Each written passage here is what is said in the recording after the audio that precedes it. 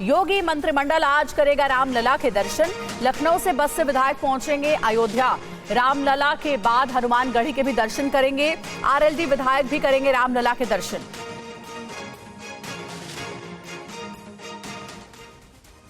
UP के CM Yogi Adityanath आज अपने मंत्रिमंडल के साथियों और विधायकों के साथ अयोध्या में रामलला और हनुमानगढ़ी में दर्शन करेंगे। सीएम योगी विमान से अयोध्या पहुंचेंगे, जबकि मंत्री और विधायक लखनऊ से 10 बसों के जरिए अयोध्या पहुंच रहे हैं। मुख्यमंत्री की अगुवाई में पूरी यूपी सरकार प्रभु श्री राम के मंदिर में नतमस्तक होगी। नेता प्रतिपक्ष अखिलेश यादव ने विधानसभा अध्यक्ष के निमंत्रण को ठुकरा दिया। वहीं राष्ट्रीय लोक दल के विधायकों ने रामलला के दर्शन का आमंत्रण मंजूर कर लिया। और बड़ी खबर है, पीएम मोदी आज करेंगे झाबुआ का दौरा। 7300 करोड़ की विकास परियोजनाओं की सौगात देंगे। पीएम झाबुआ में जनसभा को संबोधित भी करने वाले हैं।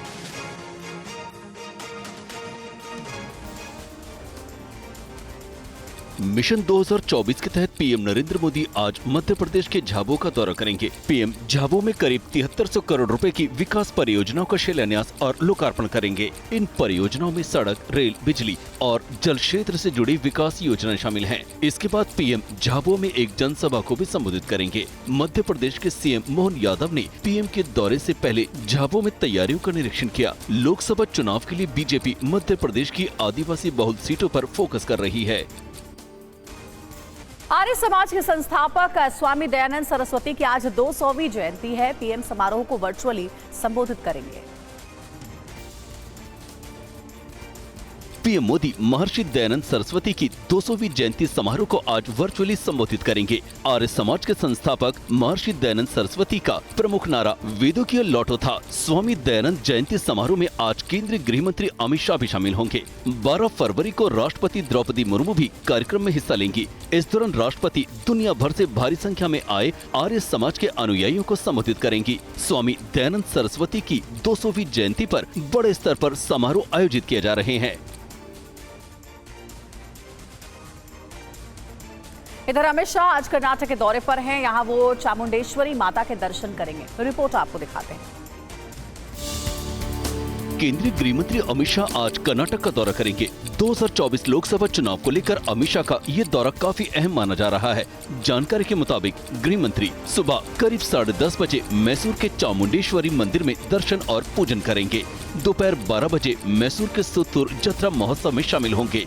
दोपहर 2:30 बजे बीजेपी कर्नाटक कोर ग्रुप के साथ बैठक करेंगे और दोपहर 3 बजे मैसूर के प्लाजा होटल में लोकसभा क्लस्टर मीटिंग करेंगे। इससे पहले उन्होंने कर्नाटक विधानसभा चुनाव के दौरान माता चामुंडेश्वरी के दर्शन किए थे। बिहार में 12 फरवरी को फ्लोर टेस्ट होना है। फ्लोर टेस्ट तक आरजेडी के सभी 79 विधायकों को तेजस्वी यादव के घर में रखा गया है। पूरी खबर दिखा रहे हैं आपको इस रिपोर्ट में।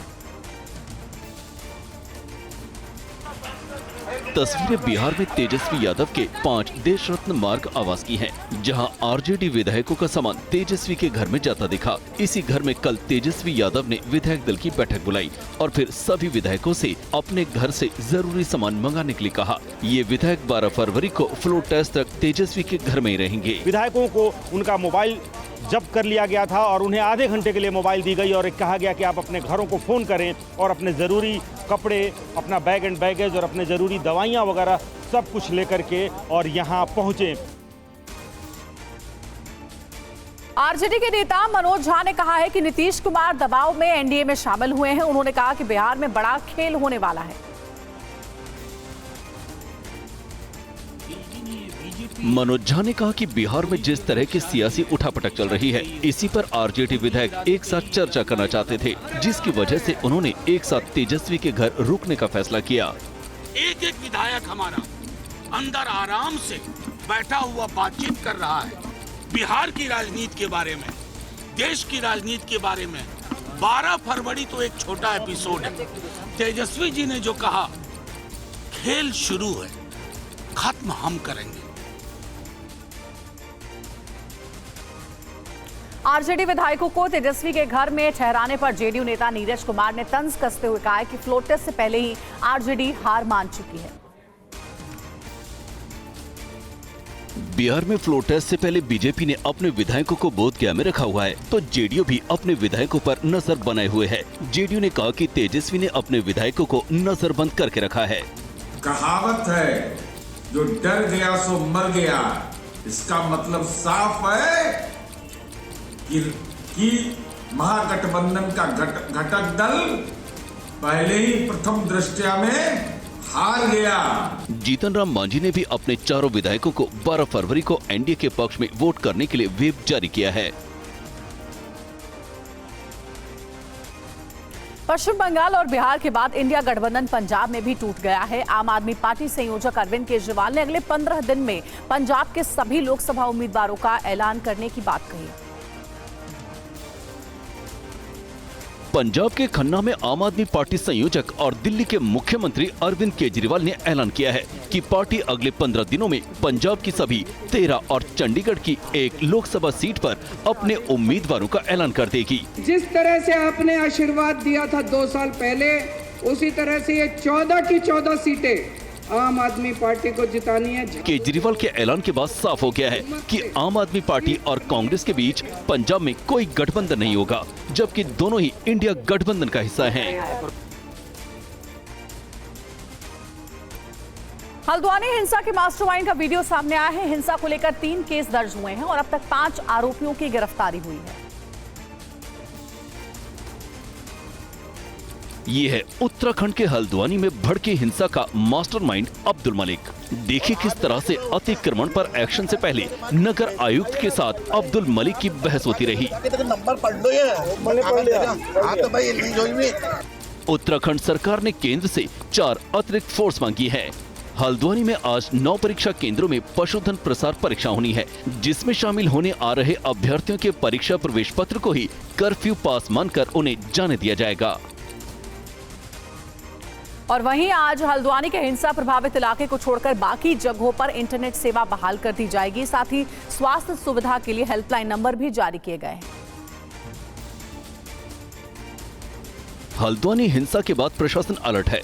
चप्पे चप्पे पर ड्रोन से निगरानी की जा रही है। हिंसा प्रभावित हल्द्वानी के बन भूलपुरा इलाके को छोड़कर बाकी दूसरे इलाकों से कर्फ्यू हटा दिया गया है। हल्द्वानी के बन भूलपुरा इलाके में कर्फ्यू के दौरान प्रशासन ने खाने पीने का सामान पहुंचाया। स्थानीय लोग दूध खरीदते नजर आए। साथ ही मेडिकल टीम भी लोगों का इलाज करती नजर आई। इस बीच मेडिकल इमरजेंसी में लोगों की मदद के लिए हेल्पलाइन नंबर भी जारी किए गए हैं, जिस पर फोन करके एम्बुलेंस मंगाई जा सकती है।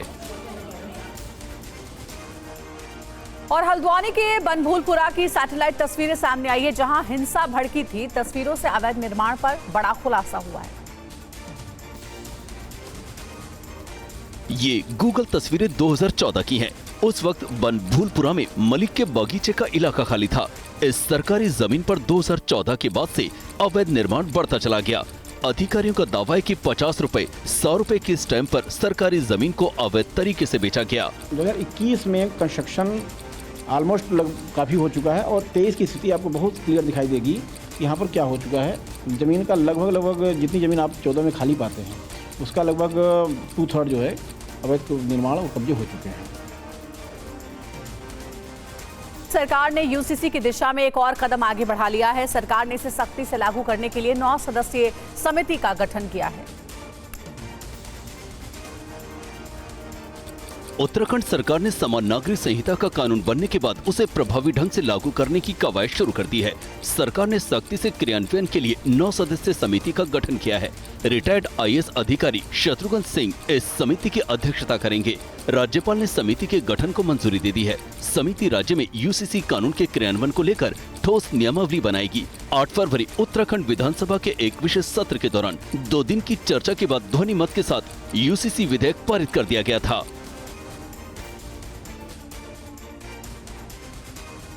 और तौकीर रजा पर आरोप है कि उनके समर्थकों ने बरेली में पत्थरबाजी की, जिस पर तौकीर रजा ने TV9 से खास बातचीत की है। तस्वीरें 2 दिन पहले की हैं। ज्ञानवापी पर तौकीर रजा ने जेल भरो आंदोलन का ऐलान किया था। इस दौरान तौकीर रजा के समर्थकों पर बरेली में पत्थरबाजी करने के आरोप लगे, जिस पर तौकीर रजा ने सफाई दी। बरेली में मेरा प्रोग्राम शांतिपूर्वक हो गया, शांति के साथ लोग वापस चले गए, दुरूद शरीफ पढ़ते हुए वापस जा रहे थे। छतों से उन पर पथराव किया गया। हिंदूवादी संगठन जो बेचैन हो गए कि इतना बड़ा प्रोग्राम इतनी शांति से कैसे हो गया। तो वो हमारी बरेली को बदनाम करने के लिए, उसकी शांति भंग करने के लिए उन्होंने छतों से पथराव किया। वहीं श्री कृष्ण जन्मभूमि मामले में खुलासा हुआ है कि राजस्व दस्तावेजों में शाही ईदगाह के नाम से कोई भी जमीन दर्ज नहीं है। मथुरा में श्री कृष्ण जन्मभूमि शाही ईदगाह विवाद मामले में बड़ा खुलासा हुआ है, जिसके मुताबिक शाही ईदगाह के नाम से राजस्व दस्तावेजों में कोई भी भूमि दर्ज नहीं है, बल्कि खसरा नंबर 825 और खेवट 255 में जमीन के नाम का मालिक श्री कृष्ण जन्म स्थान दर्ज है। श्री कृष्ण जन्मभूमि केस के पक्षकार आरटीआई एक्टिविस्ट अजय प्रताप सिंह ने सूचना के अधिकार के जरिए पुरातत्व विभाग से मथुरा की शाही मस्जिद की जानकारी मांगी थी। आरटीआई से मिली सूचना में ब्रिटिश हुकूमत काल के गजट 1920 का हवाला दिया गया है। और वहीं राज्यसभा में चौधरी चरण सिंह को भारत रत्न दिए जाने पर जैसे ही जयंत चौधरी ने बोलना शुरू किया, कांग्रेस ने हंगामा शुरू कर दिया, जिसकी वजह से जयंत चौधरी कांग्रेस से नाराज। संसद सत्र के आखिरी दिन सदन के बाहर बीजेपी सांसद सत्यपाल सिंह और आरएलडी अध्यक्ष जयंत चौधरी बातचीत करते दिखे। खबरें हैं कि जयंत अब इंडिया गठबंधन का साथ छोड़कर एनडीए का दामन थाम सकते हैं। गठबंधन के तहत आरएलडी को बागपत लोकसभा सीट मिल सकती है। राज्यसभा में चौधरी चरण सिंह को भारत रत्न दिए जाने पर कांग्रेस के हंगामे से भी जयंत नाराज दिखे। बयान और चौधरी साहब को दिया गया भारत रत्न में कोई मेल नहीं, मेरा कोई मुकाबला उनसे नहीं है, ना कोई करे। मैं गलतियां भी करूंगा, मैं राजनीतिक फैसले लूंगा, मैं फैसले बदल भी सकता हूं। 17वीं लोकसभा के आखिरी सत्र के समापन पर संसदीय कार्य मंत्री प्रहलाद जोशी ने प्रेस कॉन्फ्रेंस के जरिए मोदी सरकार के कार्यकाल की उपलब्धियां गिनाई। प्रहलाद जोशी ने कहा कि संसद के दोनों सदनों में कुल 221 विधेयक पारित हुए। पीएम मोदी के कार्यकाल को सबसे सफल बताते हुए कहा कि मोदी सरकार के कार्यकाल में ही नया संसद भवन बनकर तैयार हुआ। प्रहलाद जोशी ने उन सांसदों को भाग्यशाली बताया जिन्हें पुरानी और नई संसद भवन में काम करने का मौका मिला। The most important legislations were abrogation of Article 370, new criminal justice laws, Nari Shakti Vandan Abhiniyam, banning of triple talaq, and meeting of Parliament during the COVID-19 period, in spite of so many challenges. संसद सत्र के आखिरी दिन असदुद्दीन ओवैसी ने बाबरी मस्जिद को लेकर नारेबाजी की है, जिसका विरोध हो रहा है। बाबरी मस्जिद जिंदाबाद, जिंदाबाद, भारत जिंदाबाद, जय हिंद। लोकसभा में ओबीसी की इस नारेबाजी पर मनोज तिवारी ने कहा कि ऐसा करके ओबीसी ने सदन की गरिमा को ठेस पहुंचाई है। ये बाबरी मस्जिद इस देश की न्यायपालिका ने, माननीय सुप्रीम कोर्ट ने, उन्होंने निर्णय दिया कि यहाँ मंदिर को तोड़कर मस्जिद बनाई गई, इसलिए इस तरह की बातें करना आपका इस सदन की गरिमा का अपमान है। वहीं बीजेपी नेता राकेश सिन्हा ने कहा कि ओबीसी संस्कृति और धर्म के बीच के अंतर को नहीं समझ पा रहे हैं। बाबरी मस्जिद को लेकर लोकसभा में ओवैसी की नारेबाजी पर शिवसेना सांसद श्रीकांत शिंदे ने ओवैसी को बाबर का वंशज बता दिया। निर्दलीय सांसद नवनीत राणा ने कहा कि जिन लोगों को देश की न्यायपालिका पर यकीन नहीं है, उन्हें देश छोड़कर चले जाना चाहिए। ओवैसी जी ने याद रखना चाहिए, जो जिंदा कभी था ही नहीं हमारे देश में, ना है ना रहेगा। हम सबकी रिस्पेक्ट और आदर करते हैं, और ओवैसी जी ने एक चीज याद रखनी चाहिए, इस देश में रहना है तो जय श्री राम बोलना है। सांसद श्रीकांत शिंदे ने भी ओवैसी के बयान का विरोध किया। ये तभी ऐसा वक्तव्य कर सकते हैं, तभी मुझे लगता है कि बाबर के वंशज जो है आज ओवैसी में मेरे को दिखाई देते हैं। और एक बड़ी खबर भी आपको इस बीच दे दें, आचार्य प्रमोद कृष्णम को कांग्रेस ने पार्टी से निकाल दिया है। प्रमोद कृष्णम 6 साल के लिए पार्टी से निष्कासित कर दिए गए हैं। अनुशासनहीनता के आरोप में प्रमोद कृष्णम पर यह कार्रवाई की गई है। पार्टी के खिलाफ बयानबाजी करने पर निष्कासन हुआ। कांग्रेस ने कल की धाम के पीठाधीश्वर और पार्टी के वरिष्ठ नेता आचार्य प्रमोद कृष्णम को 6 साल के लिए निष्कासित कर दिया है। पार्टी ने उन पर अनुशासनहीनता और पार्टी के खिलाफ बार बार बयानबाजी की शिकायतों के बाद ये कार्रवाई की है। कांग्रेस महासचिव केसी वेणुगोपाल ने एक बयान जारी कर पार्टी के फैसले की जानकारी दी। आचार्य प्रमोद कृष्णम ने अयोध्या में रामलला के प्राण प्रतिष्ठा समारोह को लेकर पीएम मोदी और बीजेपी की जमकर तारीफ की थी। वो प्राण प्रतिष्ठा समारोह में शामिल होने अयोध्या भी गए थे और कार्यक्रम में भाग न लेने पर कांग्रेस की आलोचना भी की थी। साथ ही बीजेपी सांसद मनोज तिवारी ने आचार्य प्रमोद कृष्णम के निष्कासन के फैसले को दुर्भाग्यपूर्ण करार दिया है। दिल्ली से बीजेपी सांसद मनोज तिवारी ने आचार्य प्रमोद कृष्णम को निष्कासित करने को लेकर कांग्रेस के फैसले पर सवाल उठाए। उन्होंने कहा कि कांग्रेस की नीति उनके अपने नेताओं को पसंद नहीं आ रही है। जो कांग्रेस की नीति है वो कांग्रेस के ही कई लोगों को नहीं भा रही है, यह स्पष्ट हो गया। वहीं बीजेपी आईटी सेल के हेड अमित मालवीय ने सोशल मीडिया पर एक पोस्ट में कहा कि राहुल और प्रियंका के बीच पार्टी पर नियंत्रण की लड़ाई कांग्रेस में जो कुछ बचा है उसे भी नष्ट कर देगी। कांग्रेस के सीनियर नेता और 3 बार के विधायक बाबा सिद्दीकी कांग्रेस छोड़कर एनसीपी अजीत पवार ग्रुप में शामिल हो गए।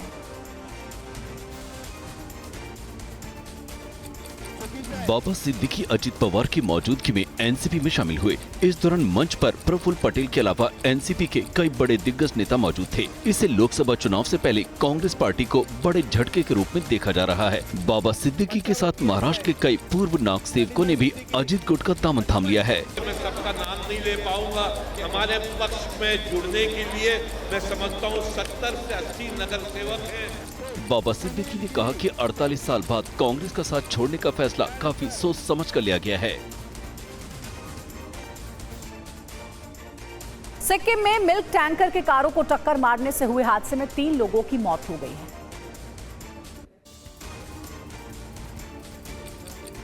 सिक्किम के गंगटोक में एक कार्यक्रम के दौरान एक मिल्क टैंकर के 3 कारों को भीषण टक्कर मारने से हुए हादसे में 3 लोगों की मौत हो गई, जबकि 18 से ज्यादा लोग घायल हो गए। सभी घायलों को नजदीकी अस्पताल पहुंचाया गया।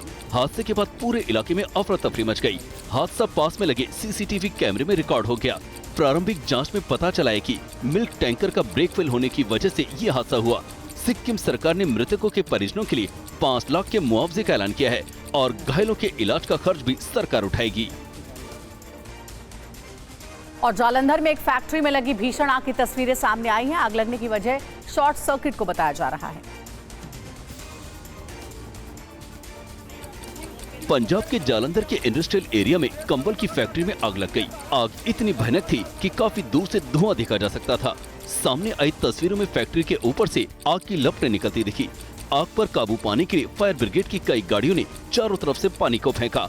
कई घंटों की मशक्कत के बाद आग पर काबू पाया जा सका। दमकल कर्मियों ने फैक्ट्री में काम करने वाले लोगों को रेस्क्यू किया। हादसे में किसी के भी हताहत होने की खबर नहीं है। जानकारी के मुताबिक फैक्ट्री में शॉर्ट सर्किट होने की वजह से आग लगी थी। और दिल्ली के द्वारका के मोहन गार्डन इलाके में एक घर में भीषण आग लग गई है। पूरी खबर इस रिपोर्ट में आपको दिखाएंगे।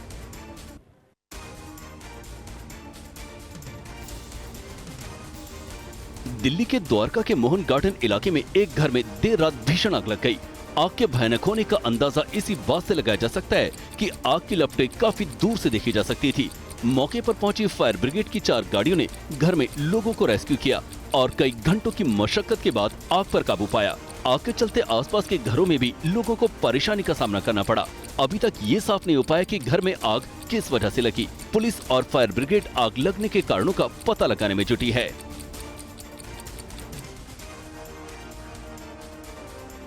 मंगलवार को होने वाले किसानों के प्रदर्शन से निपटने के लिए हरियाणा सरकार ने तैयारी शुरू कर दी है। 13 फरवरी को होने वाले पंजाब और हरियाणा के किसानों के प्रदर्शन को देखते हुए सरकार ने तैयारी शुरू कर दी है। किसानों ने हरियाणा पंजाब के 3 बॉर्डरों से दिल्ली पहुंचने का ऐलान किया है। आंदोलन को रोकने के लिए हरियाणा पुलिस ने अंबाला से लगने वाले शंभू बॉर्डर को पूरी तरह सील कर दिया है। यहाँ भारी भरकम सीमेंट बैरिकेड और कंक्रीट की दीवारें लगा दी गई है। पंजाब और हरियाणा के किसान एमएसपी गारंटी अधिनियम समेत अपनी कई मांगों को लेकर प्रदर्शन करने की तैयारी में है। हरियाणा सरकार ने किसानों के प्रदर्शन को देखते हुए कई जिलों में इंटरनेट सेवाएं भी बंद कर दी, जिसे लेकर किसान नेताओं ने ऐतराज भी जताया है। किसान आंदोलन को लेकर हरियाणा के कई जिलों में मोबाइल इंटरनेट सेवा पर रोक लगा दी गई है। इन जिलों में सिर्फ वॉइस कॉल एक्टिव है। प्रशासन ने आज सुबह 6 बजे से लेकर 13 फरवरी की रात तक ये पाबंदी लगाई है। उसके बाद आगे के हालत का रिव्यू किया जाएगा। किसान नेता सरवन सिंह पंधेर ने हरियाणा सरकार के इंटरनेट बंद करने को तानाशाही करार दिया है। हरियाणा को खुली जेल में बदल देना ये भी अच्छी बात नहीं है। ये कोई डेमोक्रेटिक चुनी हुई सरकार का निर्णय नहीं हो सकता। किसानों के विरोध प्रदर्शन से निपटने के लिए दिल्ली पुलिस ने लोहा पुल क्षेत्र में आंसू गैस का मॉक ड्रिल किया, जिससे लोगों को परेशानी का सामना करना पड़ा। एक और हरियाणा में किसानों के प्रदर्शन से निपटने की तैयारी जारी है। वहीं दिल्ली पुलिस भी किसानों के विरोध प्रदर्शन से निपटने के लिए तैयारियों में जुटी है। एहतियात के तौर पर पुलिस ने मॉक ड्रिल की। लोहे का पुल इलाके में दिल्ली पुलिस ने आंसू गैस का मॉक ड्रिल किया, जिससे कई लोगों को काफी परेशानी का सामना करना पड़ा। हम काम कर रहे थे यहीं पे थोड़ी देर पहले, इतना बुरा हाल, आंखों में जलन, सांसने में दिक्कत आ रही है, पूरी नाक सब चल रही थी, आंख लाल, खांसी, बड़ी मुश्किल, रुमाल मुख में बांध के हम अंदर घुसे, काम बंद किया। आंखों में और एकदम ही नाक में भी एकदम लगा है और अंदर शरीर में भी थोड़ा सा ऐसा हो रहा है, पता नहीं जलन से। जेएनयू में लेफ्ट और एबीवीपी समर्थित छात्रों ने प्रदर्शन किया है। इस दौरान एक दूसरे पर हिंसा के आरोप भी लगाए गए। दिल्ली के जेएनयू में लेफ्ट छात्र इकाई ने परिसर में विरोध प्रदर्शन किया। शुक्रवार को छात्र संघ चुनाव कराने पर एक बैठक के दौरान जेएनयू परिसर में एबीवीपी और लेफ्ट मोर्चे की छात्र इकाई के बीच झड़प हुई थी। जेएनयू छात्र संघ की अध्यक्ष आयशी घोष ने एबीवीपी पर डर का माहौल बनाने की कोशिश का आरोप लगाया। वहीं अखिल भारतीय विद्यार्थी परिषद ने भी जेएनयू परिसर में विरोध प्रदर्शन किया। मामले पर एबीवीपी के अध्यक्ष उमेश चंद्रा का कहना है कि यहां कम्युनिस्ट जेएनयूएसयू पर कब्जा करने की कोशिश कर रहे हैं। कांग्रेस सांसद धीरज साहू से ईडी आज फिर पूछताछ करेगी। उनसे कल भी कई घंटे तक पूछताछ की गई थी। कांग्रेस के राज्यसभा सांसद धीरज साहू को ईडी ने आज फिर पूछताछ के लिए बुलाया है। ईडी धीरज प्रसाद साहू से आज मनी लॉन्ड्रिंग मामले में पूछताछ करेगी। इससे पहले शनिवार को भी उनसे ईडी ने कई घंटे पूछताछ की गई। ये गाड़ी जो है माननीय मुख्यमंत्री जी का नहीं है, किसी और आदमी का है। इसी के बारे में हम तहकीकात हो रहा था। धीरज साहू वही नेता हैं जिनके घर से आयकर विभाग को पिछले साल दिसंबर में भारी मात्रा में नकदी बरामद हुई थी।